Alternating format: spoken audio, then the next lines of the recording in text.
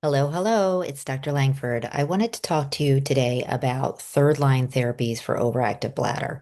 So many of you know from hearing me speak about these topics that an overactive bladder is really something that's intruding upon your life. So it's not normal voiding where all of us have to go about every 2 to 3 hours during the day, maybe once a night, but it shouldn't be something that's an overwhelming urgency to get there, frequency where you're going every 30 minutes or something that disrupts your daily activities or your nighttime sleep. So if you have those issues or you're leaking on the way and requiring pads, there are a number of things we can do. That being said, the simpler things are usually done at your primary care physician's office. So talking to you about behavioral changes, dietary changes, watching your fluid intake, and then sometimes they'll even try you on some medications. But when those things don't work, you want to really consider using third line therapies. And that's something that myself or other doctors, such as urologists or urogynecologists, or even some gynecologists, may be able to offer you that are more advanced to deal with these problems. So there's a number of different choices as to what you can use. There are three main ones that I offer through my office that I think you should consider.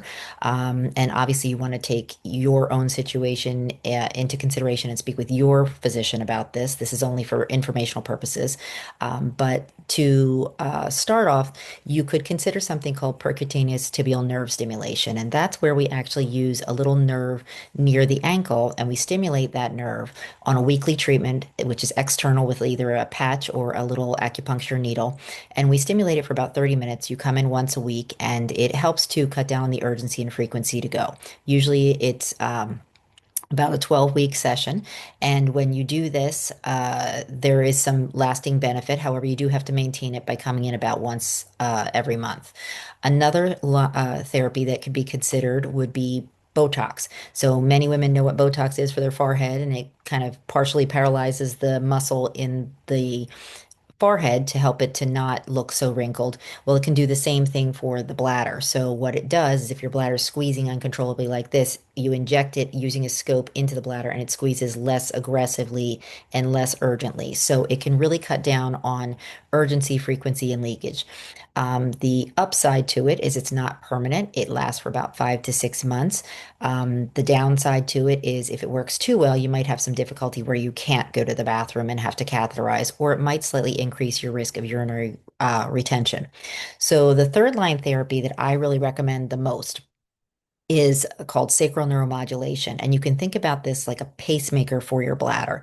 So, what it does is it restores normal function of the messaging coming to and from your bladder to the nerve roots and into the brain. So, if your bladder tells you you have to go every 15 minutes, this is kind of modulating that so that you're able to have better control. So, it buys you more time to get to the bathroom.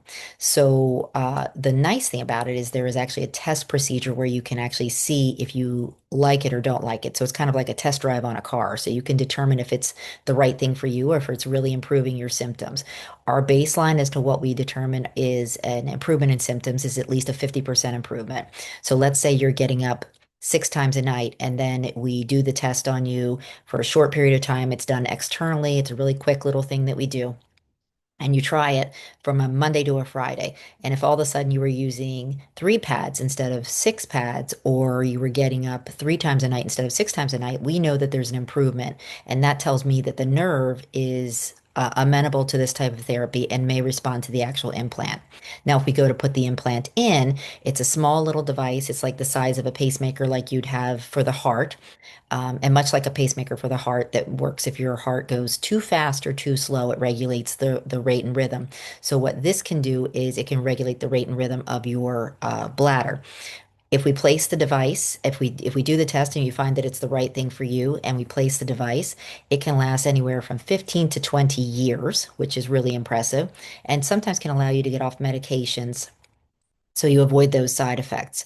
So I would really encourage you that if you're somebody who suffers from overactive bladder and you've tried some of the easy things that most of us have tried as far as adjusting your fluids and tried some medications or are not able to tolerate the medications, please reach out and talk to your doctor about the other options and seek out a trained professional who can help you to consider these third line therapies.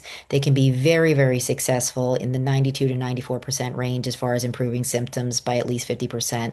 And I have a number of satisfied patients with this that would recommend it, as I'm sure many of your physicians do. So please reach out and get help. Very few people actually pursue the help they need for these issues, and there are such good treatments out there now that can really help to improve your quality of life. Subscribe and please place your comments below. So if there are any questions I can answer, I'd be happy to deal with those. And I hope you're going to have a great day.